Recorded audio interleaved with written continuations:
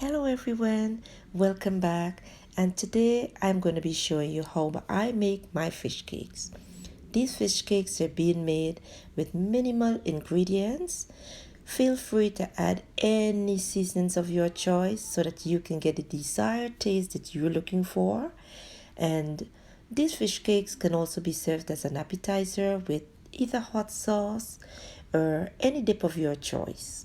The preparations are really simple. The hardest part is getting the right fish. Here I'm using codfish and it worked out perfectly fine. You can also make a fish burger cutlet out of this. So try it and let me know how it turned out. And if you haven't subscribed as yet, please do so. Like and share my video. Now let's get started. So in a pot I placed some water with some codfish and bring it to a boil for about 10 minutes. And don't you forget to check the description box below. Once the codfish is finished boiling, I'm going to pour it over into a strainer and pour some very cold water onto this fish, making sure that I get most of the salt out from this fish. So once I'm done with that, I took my fingers and just flick them up. You can also use a food processor just so that you can have a finer texture if you so desire. Now I'm adding some black pepper along with some paprika. I did use 3 cloves of garlic, which I did grate, and 1 large chopped onion. I also used some scallions and some celery leaves. Cut them finely and drop them in here. Now I'm going to add 1 cube that I did crush, and this is going to bring back the flavor that I need. Add 1 egg to this mixture also and combine well. The egg is going to help to hold the fish together.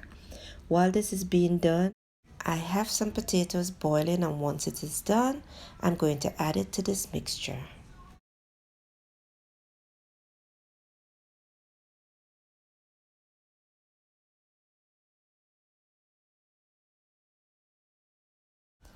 Now the potatoes are finished boiling and they are hot and nice.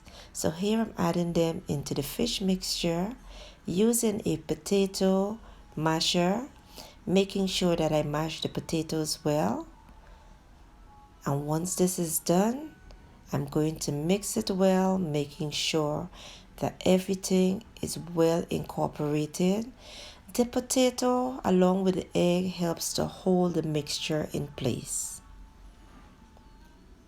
So now that it's finished, I have some flour for coating, and I'm going to season the flour with some black pepper, along this time with some smoked paprika. This is going to help to bring out that extra flavor on your first bite. Now it's time to make your desired shape of the fish cakes.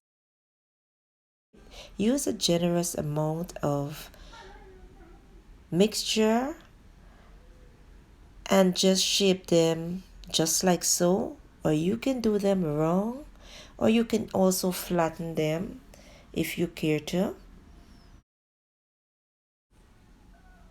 Make them any size and shapes.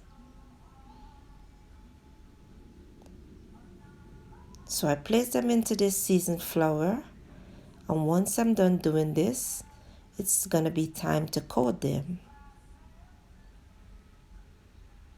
So once I coat them, I dust the excess flour from the fish cakes and place them onto a dish.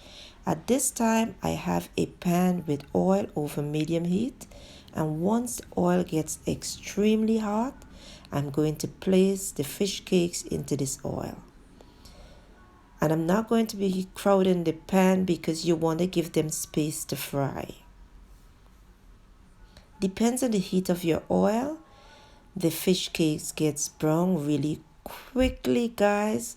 So for me, it takes about a minute and a half because of the temperature of the oil that I'm using. And once it gets brown on one side, I'm going to flick them over to the other side and let them get brown again.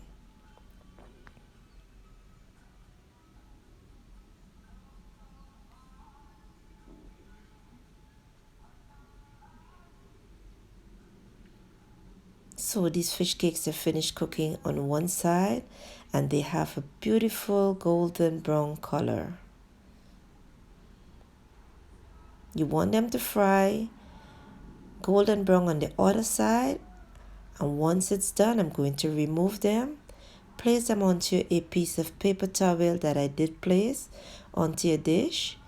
This is to absorb the excess oil from the fish cakes.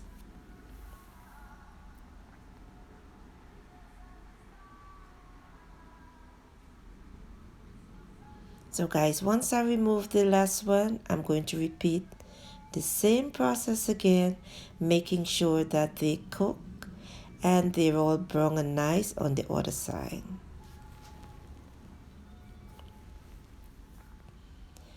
So the fish cakes are finished. They're so beautiful and nice. I love the color. They're all cooked.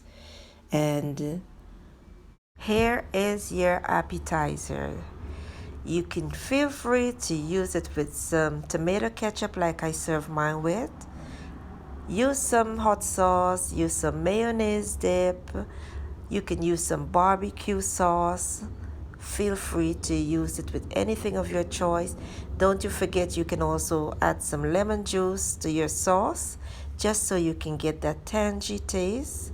And here you have it, guys. If you like my video, kindly give it a thumbs up, alright? Don't you forget to subscribe. Press that notification bell to be notified when I upload another video.